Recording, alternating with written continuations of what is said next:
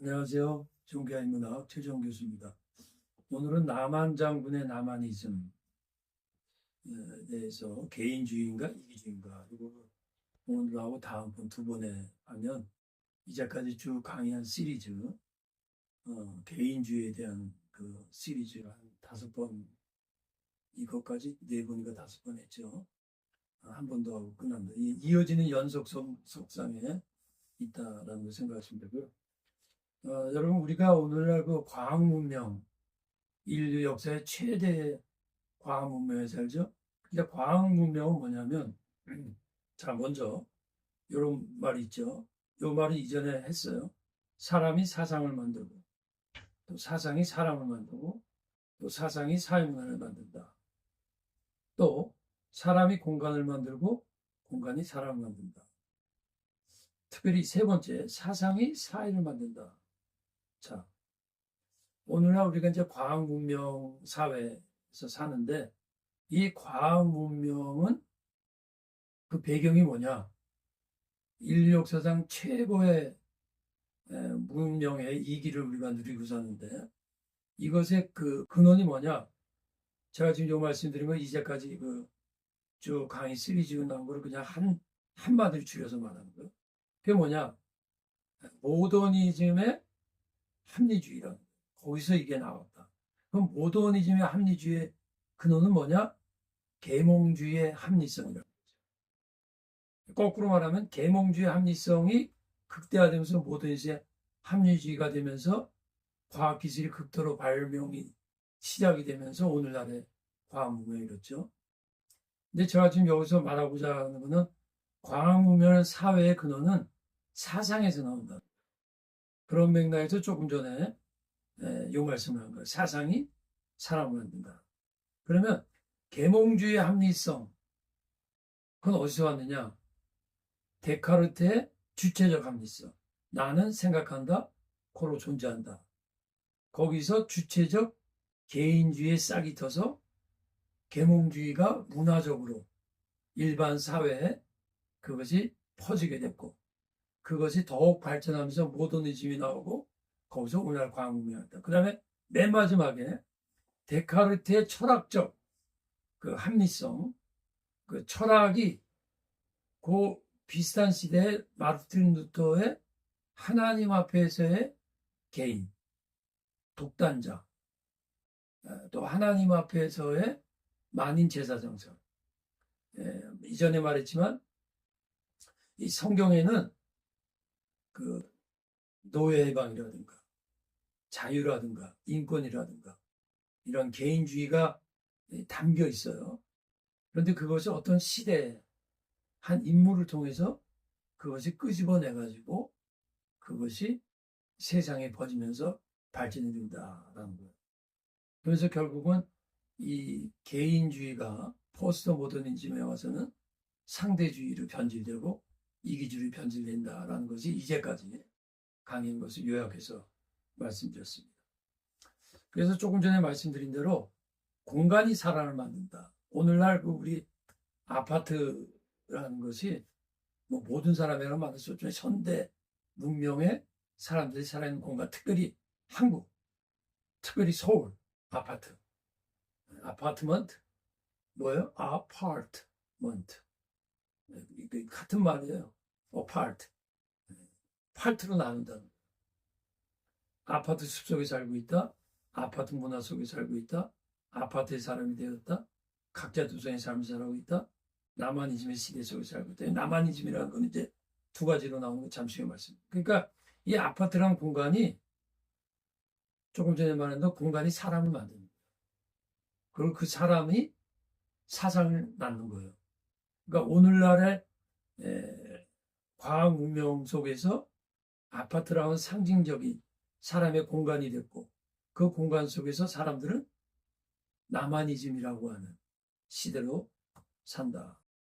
근데 아파트의 특징이 뭐냐? 이웃이 아웃된 사회다. 제가 이게 한 1년 전인가 잠깐 했었어요. 이웃이 아웃. 특징이 뭐냐? 물리적으로 편하고 관계적으로 고립되어 있고 기계적으로 커넥트 인터넷. 뭐 인터넷으로 연결되어 있고 관계적 디스커넥트. 관계적으로는 단절되어 있고, 이것이 이런 공간 속에서 오늘날 사람이 이렇게 된다는 거예요. 그래서 이웃이 아웃, 이웃이 없는. 예. 이웃 모르는 사람 많아요. 그거 알아도 그냥 안녕하세요? 그러고 지나가요. 예.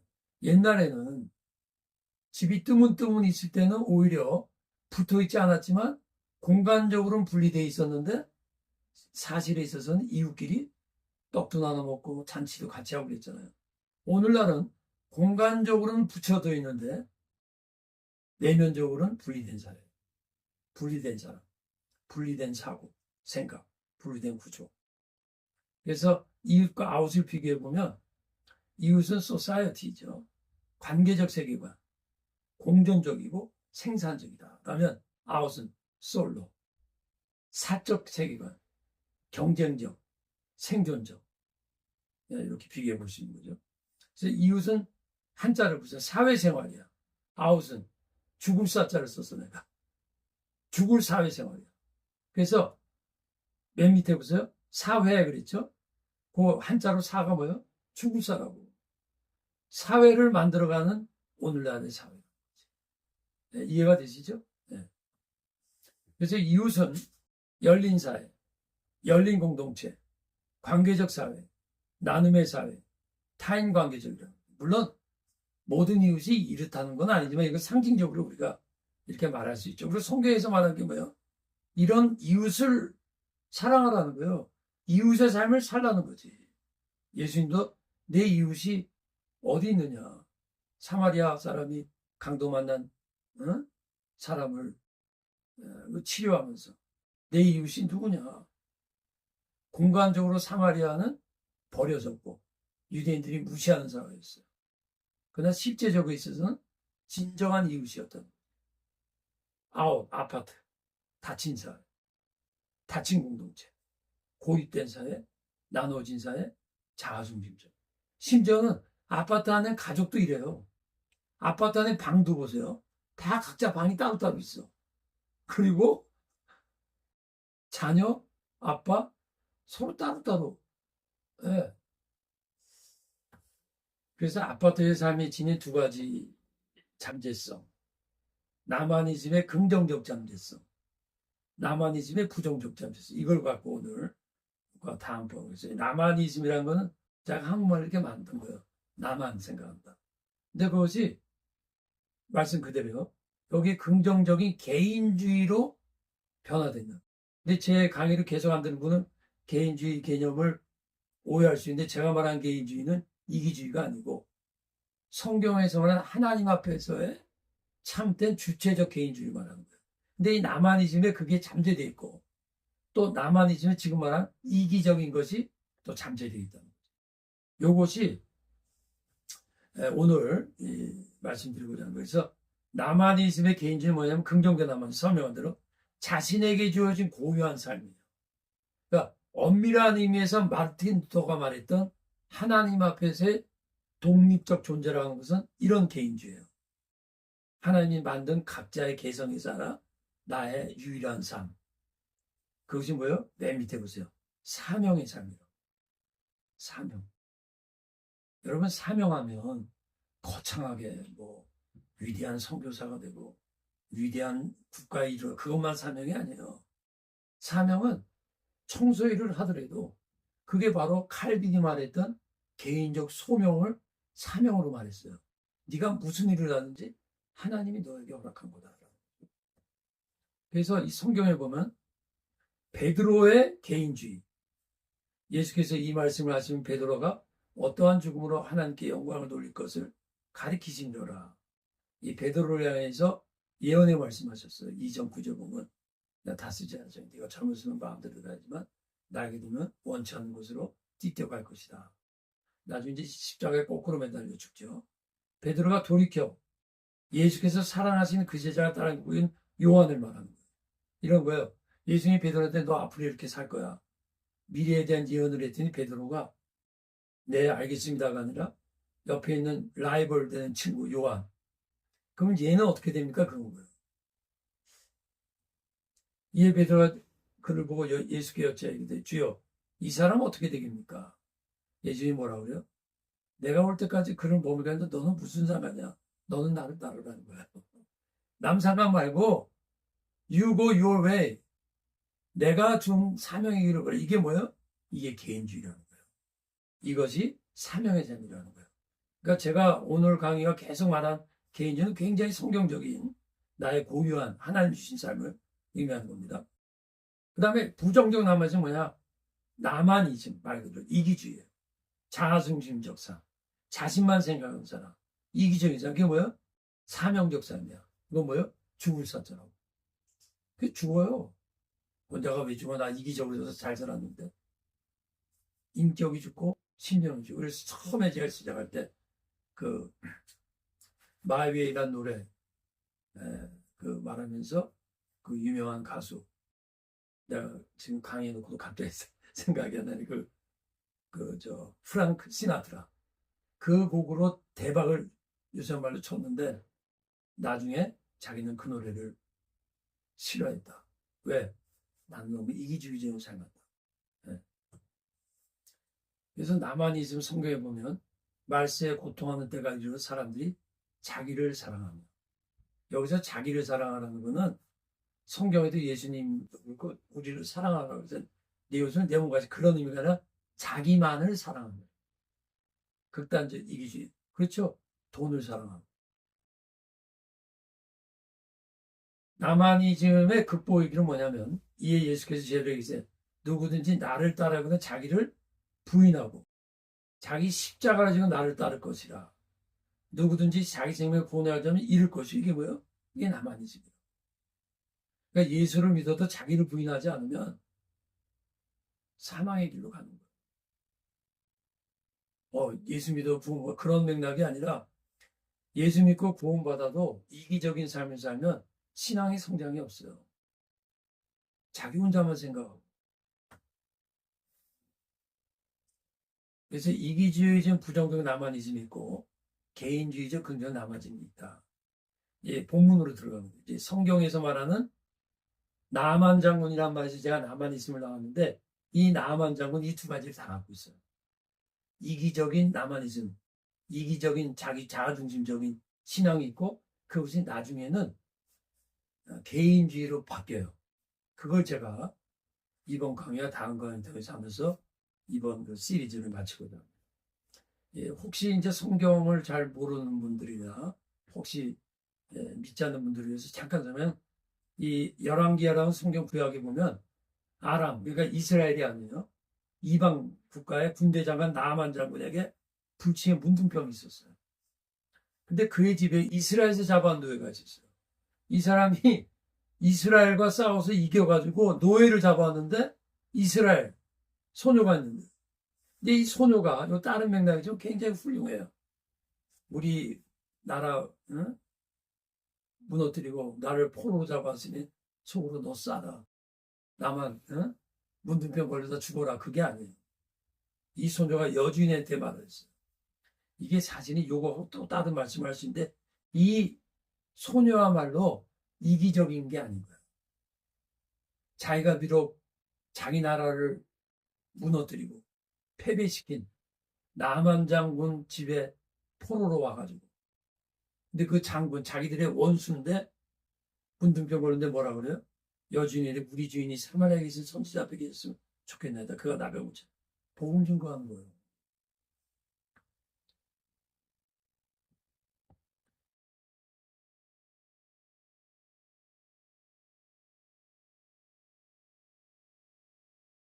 이게 나중에 봐야 되는데 제가 실수를 했어요. 그래서 제가 먼저 할게요. 그랬을 때 나만 장군을 믿어요. 그러니까 심리적 믿음은 하나님의 존재를 믿는 거예요. 천지창조를 믿고 엘리사의 능력을 믿고 성서와 말씀의 진리를 믿는 거예요. 하나님의 말씀의 능력을 믿고 그 믿음은 기독교적 세계관이고 성서주의. 제가 미리 말씀드린 건 뭐냐면 죄송해요. 내가 이걸 이제 교정하다 보면 이제 순서를 모르고 앞에 무슨 말이냐면 나만 장군이 그 소녀의 말을 듣고 가요. 그게 심리적 믿음이라는 거예요. 어떻게 갈 수 있어요? 하나님을 믿는 거지. 천지창조 믿고 엘리사의 능력을 믿으니까 가죠. 진리로 믿고 능력을 믿고 그러면 기독교적인 생각과 윤리가 챙긴다는 거예요. 그 다음에 이런 나만 장군의 심리적 믿음이 행동으로 옮겼잖아. 행동으로 옮길 수 있는 이유가 조그마한 심리적인 믿음이 있다는 거예요. 소녀의 말을 믿고 엘리사가 가는 거예요. 행동으로 옮긴 거예요. 나만이의 말들을 거느리고 이르러 갔잖아요. 네. 근데 여기서 나만 장군에 문제가 생겨요. 부정적 나만이즘. 자, 보세요. 엘리사 고칠 겁니다. 그랬더니 믿고 갔어. 믿음이 있어요. 근데 아직 자아 중심적이에요. 자, 엘리사의 명령. 엘리사가 사자를 그에게 보내 이르되 너는 가서 요단강에 몸을 7번 씻으라. 나만 장군의 반응. 내 생각에는 그가 내게로 나왔어서 그의 여호와 이름을 부르고 엘리사가 이것이라 나만이 노하여 물러 가며 이르되 내 생각엔 그가 내게로 나와서 이것이 뭐예요? 자아 중심적인 거야. 요거를 엘리사가 이미 알고 있는 거야. 너 나중에 설명하지만 위대한 장군이라고 내가 너한테 마중 나갈 줄 알았지? 아니야. 자존심이잖아. 오늘날 말하면 미국의 국방부 장관이 왔는데 에? 마중 안 나오고 밑에 사람들이 나간 거지. 자, 여기서 이제 나만이 노하면서 물러갔어요. 이게 뭐예요? 믿음으로 왔다가 자아중심적이 되면 스스로 물러가는 거예요. 내 생각은 그가 내게로 와서 나병을 고칠까 하노라. 다메섹강과 아바나와 바르바른 이스라엘 모든 강물보다 낫지 아니하냐? 내가 거기서 몸을 쓰면 깨끗하게 되지 아니하냐 하고 몸을 돌려 그러잖아. 노하여 물러가고 몸을 돌려 분노하여 떠나니 떠난 거야. 그러니까 믿음을 갖고 왔다가 떠나는 거야. 왜? 자기 방식대로 안 해주잖아. 자아중심적 형태예요. 나만 장군에 노하여 물러가며 하나님 말씀 앞에 분노하는 거예요. 그걸 하나님의 말씀으로 안 듣고 엘리사라고 하는 선지자의 말을 듣고 엘리사의 위치를 자기보다 밑으로 보는 거야. 지금. 하나의 말씀을 거부하는 거예요. 말씀을 받아들였다가 스스로 말씀을 또 거부하는 거지. 여기 무슨 갭이 있죠? 엘리사 선지자에 대한 권위, 엘리사 선지자가 하나님을 대신한다는 거. 그런 생각이 없는 거예요. 마치 엘리사가 요새 말하는 거라면 아주 용한 무당같이 생각. 이게 오늘날 우리 모습이 아닐까요? 목회자, 목사, 교회, 심지어 부모, 권위가 다 땅에 떨어졌어요. 몸을 돌려 분노하며 떠나니 자신이 걸어간 믿음의 길을 떠나는 거예요. 세상으로 돌아가는 거지. 말씀을 떠나는 거예요. 이유가 뭐예요? 자존심 때문이에요. 자존심 때문에 진리를 떠나는 거예요. 여러분 자존심이 그렇게 강한 거예요. 지금 나만이 엄밀한 믿음이 없는 게 아니라 믿음이 있는데 자존심이 더 강한 거예요. 예수님의 제자들이 배, 부모 다 떠나고 예수님께 왔잖아요. 근데 그들이 예수님 십자가 돌아가시 전날 며칠 전까지 싸운 게 뭐예요? 누가 크냐? 왜냐면 재산과 부모와 다 버렸는데 아직 자존심, 제자들 가운데 누가 크냐? 그건 아직 못 버렸다는 거죠. 이게 제일 우리의 문제다라는 걸. 네. 그래서 우리 자아중심 이기주의의 가장 핵심은 자존심이 있는 거예요. 나만 볼링 가자한테 돌아간 거예요. 자신이 돌아온 믿음의 길을 떠난 거예요. 갈라디아서 이런 말이 있어요. 그리스도의 은혜로 너희를 부르신 이를 이같이 속히 떠나. 다른 복음 따른 것을 내가 이상히 여기노라. 이상히 여긴다. 자, 그래서 자아중심의 특징이 뭐냐면 자신의 생각을 말씀에 맞추지 않고 말씀을 자신의 생각에 맞추는 거예요. 말씀을 자신이 원하는 방식에 맞추는 거예요. 자, 내 생각에는 자아중심적이잖아요. 하나의 말씀 앞에 무슨 내 생각이 있어요. 하나의 말씀이 내 생각을 죽여야 된다고. 그러니까 자아를 죽이라는 거는 구체적으로 나의 생각을 죽이는 거예요. 근데 이제 중요한 건 하나님의 말씀을 무슨 주의지. 근데 어떤 사람을 통해서 말씀할 때 그 말씀으로 안 보고 사람으로 연결시켜보고 그가 내게로 나와서서 세속 조건이야. 누구 앞에 나와서 서요 지금. 예? 말씀의 실행에 방해가 되고 자아부정과 대립된다. 나와서서 내 생각은 뭐예요? 인간적 생각의 말씀보다 위에 있고 인간의 이성이 하나님의 진리보다 우선인 거예요. 오늘날 합리주의자, 더 크게 말하면 인본주의자, 더 크게 말하면 무신론적 실존주의자, 바로 이거예요. 내 생각이라고. 인간의 생각이 성경 말씀보다 위에 있으니까 제가 말했죠. 계몽주의가 합리성까지는 좋아하는데 발전해서 합리주의가 되니까 모더니즘이 되니까 거기서부터 자유주의 신학이 나오는 거예요. 자유주의 신학은 뭐냐면 인간의 이성으로 말씀을 판단하겠다는 거예요. 유한한 인간 이성으로 절대적 진리를 판단하겠다는 거예요. 이 내 생각이 오늘날 문화예요, 문화. 내게로 나와서서 이게 뭐예요? 인간적 권위를 영적 권위보다 위에 두는 거지. 네. 세상적 신분을 영적 신분보다 우선시하는 거예요.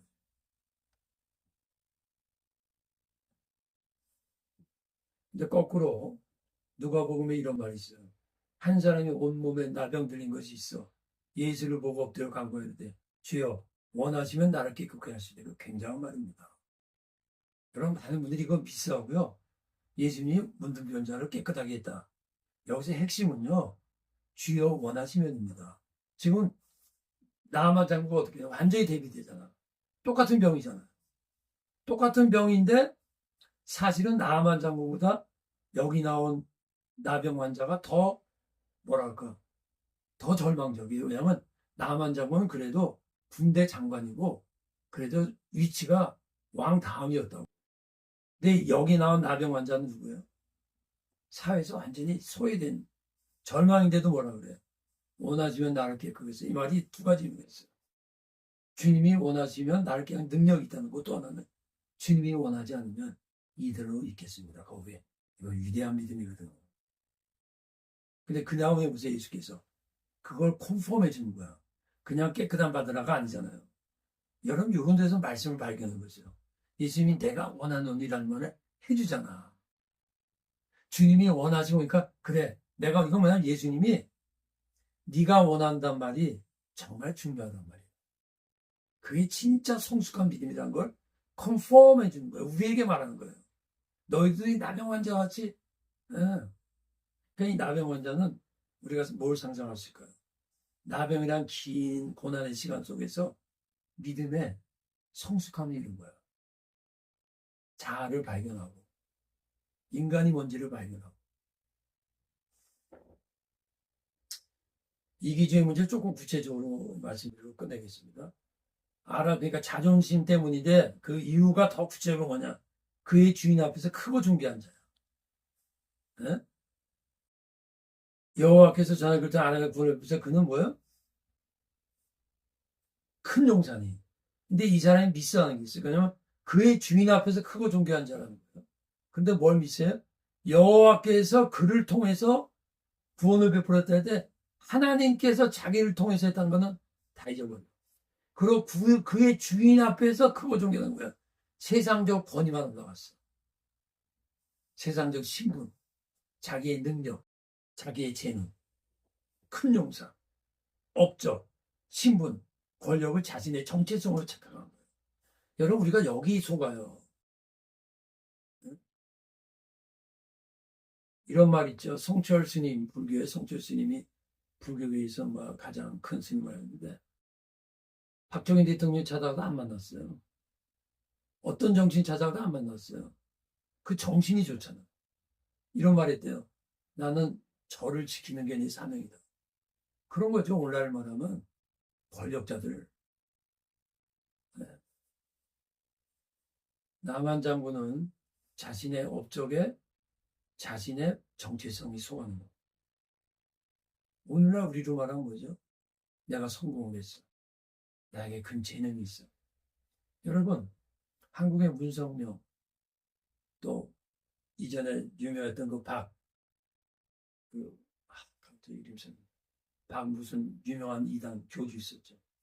이 사람들 공통점이 뭐냐면 엄청난 병 고치는 은사가 있어요. 엄청나게 신유의 은사가 엄청나게 일어났었어요. 근데 그러다 보니까 자기가 하나님으로 착각한 거예요.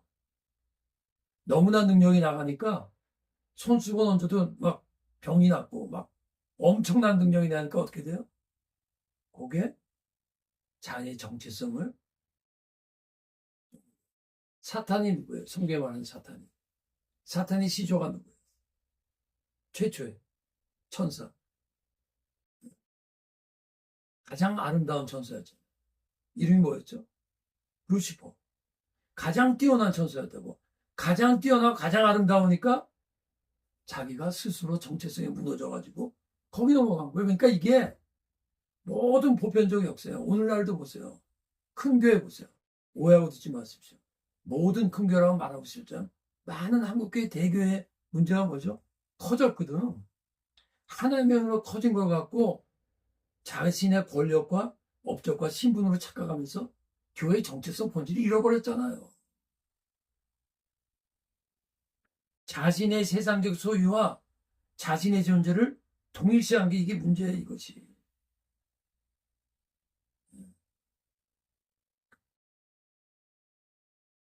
존재로진 것을 세상적인 소유에 근거한 거예요. 존재로진 것과 세상적인 소유는 다른 거예요. 서로 다른 거라고.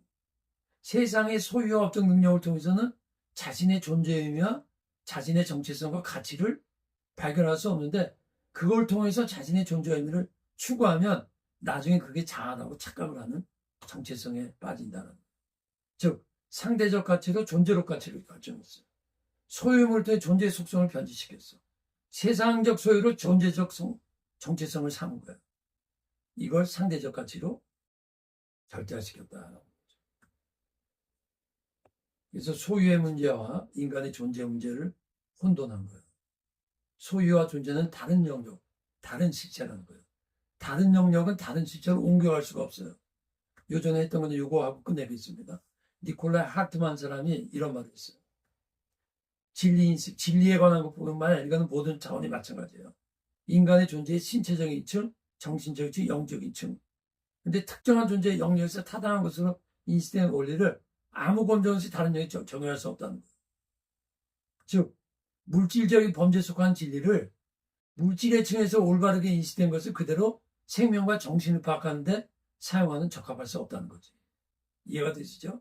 물리적 추론은 물리적인 영역이라는 거지. 제가 지금 무슨 말씀인지 알죠? 나만이 소유의 문제는 소유의 문제, 소유의 차원이고 물질적 차원인데 그것이 존재의 문제로 바꿔버렸다는 거예요. 자신의 정체성의 문제로 바꿨다는 거지. 물리적 법칙을 그대로 정신 연결해 할 수 없다라는 거예요. 네, 그래서 시간이 많이 갔기 때문에 여기까지 하는 걸로 하겠습니다. 감사합니다.